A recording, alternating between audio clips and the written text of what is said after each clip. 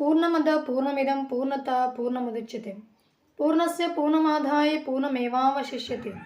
ನನ್ನ ಆರಾಧ್ಯ ದೈವರಾದ ಪ್ರಾತಸ್ಮರಣೀಯ ನಡೆದಾಡು ದೇವರಾದ ಪೂಜ್ಯ ಸಿದ್ದೇಶ್ವರ ಸ್ವಾಮೀಜಿಯವರನ್ನು ನನ್ನ ಹೃದಯ ಕಮಲದಲ್ಲಿ ಅವರ ಚರಣವನ್ನು ಸ್ಮರಿಸಿಕೊಂಡು ನನ್ನ ಎಲ್ಲ ಆಧ್ಯಾತ್ಮಿಕ ಬಂಧುಗಳಿಗೆ ಅನಂತ ಕೋಟಿ ಪ್ರಣಾಮಗಳನ್ನು ಸಲ್ಲಿಸುತ್ತಾ, ಇವತ್ತಿನ ದಿನ ನೋಡಲು ಗಂಡು ರೂಪವಾದರೂ ಸಾಕ್ಷಾತ್ ಪಾರ್ವತಿಯ ಅವತಾರವಾಗಿರ್ತಕ್ಕಂಥ ನಮ್ಮ ನವಲಗುಂದದ ನಾಗಲಿಂಗ ಶಿವಯೋಗಿಗಳ ಒಂದು ಪವಾಡವನ್ನು ನೋಡೋಣ. ಹಗ್ಗವಿಲ್ಲದೆ ತೇರನ್ನು ಎಳೆಸಿರ್ತಕ್ಕಂಥ ಮಹಾನ್ ಮಹಿಮಾ ಪುರುಷ ಲೀಲಾಮೂರ್ತಿ.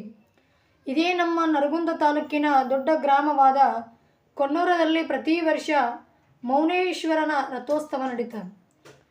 ಇದು ಚೈತ್ರ ಶುದ್ಧ ಬಹಳ ಮುಹೂರ್ತದಲ್ಲಿ ದೊಡ್ಡ ಪ್ರಮಾಣದಲ್ಲಿ ಜರುಗುತ್ತದೆ.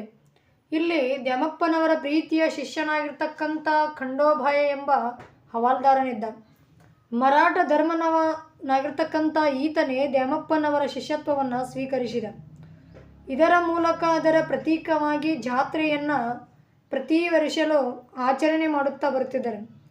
ಮಿಕ್ಕಿದೆಲ್ಲವನ್ನು ಕೂಡ ಸಣ್ಣ ಸಣ್ಣ ಪ್ರಮಾಣದಲ್ಲಿ ಕಾರ್ಯಕ್ರಮವನ್ನು ಮಾಡುತ್ತಿದ್ದಾರೆ. ತೇರುಗಳನ್ನು ಎಳೆಯೋದಕ್ಕೋಸ್ಕರವಾಗಿ ಹಗ್ಗವನ್ನು ಕಟ್ಟಿ ತೇರು ಎಳೆಯುವಷ್ಟರಲ್ಲಿ ಎಲ್ಲಿಂದಲೋ ಒಬ್ಬ ಪುಣ್ಯಾತ್ಮ ಬರ್ತಾನೆ.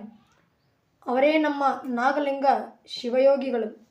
ಇವರು ಧಾವಿಸಿ ಬರುವುದನ್ನು ನೋಡಿದರೆ ನೋಡಲು ಹುಚ್ಚನ ಥರ ಇದ್ದರೂ ಸಹಿತ ಮಹಾನ್ ಶ್ರೇಷ್ಠ ಯೋಗಿಯಾಗಿದ್ದರು. ಅಂತರಂಗದಲ್ಲಿ ಮಹಾನ್ ಬ್ರಹ್ಮಜ್ಞಾನಿಗಳಾಗಿದ್ದರು. ಆಗ ಅವನು ಹಣೆಯ ತುಂಬ ಕುಂಕುಮವನ್ನು ಬೆಳೆದುಕೊಂಡು ಬಂದವನೇ, ಎಲೆ ನನ್ನ ತಾಯಿಗೆ ಹಗ್ಗವನ್ನೇಕೆ ಕಚ್ಚಿದಿರಿ? ಸಾವಿರಾರು ಜನರ ಮಧ್ಯದಲ್ಲಿ ತಾಯಿಯ ಅವಮಾನಗಳನ್ನು ನೋಡುವುದು ನನಗೆ ಸಹಿಸುವುದಾಗುವುದಿಲ್ಲ. ಬೇಗ ಹಗ್ಗವನ್ನು ಬಿಚ್ಚಿರಿ ಎನ್ನಲು ಅವರು ಅನಿವಾರ್ಯವಿಲ್ಲದೆ ಹಗ್ಗವನ್ನು ಬಿಚ್ಚಿದರು. ಆಗ ತೇರು ಎದುರಿಗೆ ನಿಂತು ಅವರು ಬಾ ತಾಯಿ ಎಂದು ಕರೆದ ಹಾಗೆಯೇ ಮಹಾತ್ಮರ ಮಾತಿಗೆ ಸಾಕ್ಷಾತ್ ದೇವಾನುದೇವತೆಗಳ ಸಹಿತ ನಡೆದಾಡುತ್ತಾರೆ. ಅದೇ ದೃಶ್ಯವನ್ನು ಈ ಒಂದು ಸನ್ನಿವೇಶದಲ್ಲಿ ನೋಡಬಹುದು. ನಮಗೆ ಈ ದೃಶ್ಯವನ್ನು ಕಣ್ಣ ಮುಂದೆ ನಡೀತಾ ಇದೆ ಎಂದು ಭಾಸವನ್ನು ಮಾಡಿಕೊಂಡಾಗ ನಮ್ಮ ಅಂತರಂಗದ ಹೃದಯ ಗರ್ಭವನ್ನು ಮುಟ್ಟುತ್ತದೆ. ಮಹಾತ್ಮರ ನುಡಿಗಳು ಹೃದಯ ಗರ್ಭವನ್ನು ಮುಟ್ಟಿ ಮಾನವ ಜನ್ಮ ಸಾರ್ಥಕತೆ ಆಗಲೇಬೇಕು. ಬಾ ತಾಯಿ ಎಂದಾಗ ತೇರು ಬರುತ್ತದೆ.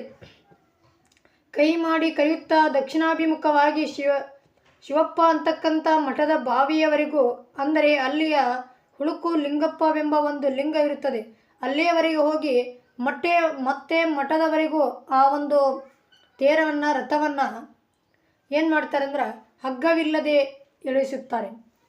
ಇದು ಒಂದು ನೋಡಲು ಮಾಯಾಜಾಲವಾದರೂ ಶಕ್ತಿಯ ಒಂದು ಲೀಲೆ. ಇಂಥ ಒಂದು ಮಹಿಮೆಯನ್ನು ಮಾಡಿರ್ತಕ್ಕಂಥ ಮಹಾತ್ಮನಿಗೆ ಅಲ್ಲಿ ನೆರೆದ ಸದ್ಭಕ್ತರೆಲ್ಲರೂ ಪುನೀತರಾದರು. ಇವರ ದರ್ಶನದಿಂದ, ಇವರ ವಾಣಿಯಿಂದ, ಇವರ ಕಾರ್ಯದಿಂದಲೂ ಗುರು ಶಿಷ್ಯನನ್ನು ಉದ್ಧಾರ ಮಾಡಿದ ಹಾಗೆ ಅಲ್ಲಿರ್ತಕ್ಕಂಥ ಎಲ್ಲ ಭಕ್ತರು ಕೂಡ ತಮ್ಮ ಮಾನವ ಜನ್ಮವನ್ನು ಸಾರ್ಥಕತೆ ಮಾಡಿಕೊಳ್ಳುತ್ತಾರೆ. ಹಿಂದಿನ ಜನ್ಮ ಹೆಂಗೆ ಆಗಲಿ, ಮುಂದಿನ ಜನ್ಮ ಹೆಂಗಾದರೂ ಇರಲಿ, ಈ ಜನ್ಮವಾದರೂ ನನಗೆ ಕಡೆಯದಾಗಲಿ ಗುರುದೇವ ಎಂದು ದೇವರಲ್ಲಿ ಪ್ರಾರ್ಥನೆ ಮಾಡುತ್ತಾ ಮಾನವ ಜನ್ಮವನ್ನು ಸಾರ್ಥಕ ಮಾಡುತ್ತಾ ನಾನಾರೆಂಬ ಅರಿವಿನ ಮೂಲವನ್ನು ಹುಡುಕುವುದೇ ನನ್ನ ಮಾನವ ಜನ್ಮದ ಮೊದಲನೇ ಕರ್ತವ್ಯವಾಗಿದೆ. ನನ್ನ 2 ನುಡಿಗಳನ್ನು ಗುರುಚರಣಕ್ಕೆ ಅರ್ಪಣೆ ಮಾಡುತ್ತೇನೆ. ಹರಿ ಓಂ ತತ್ಸಂ.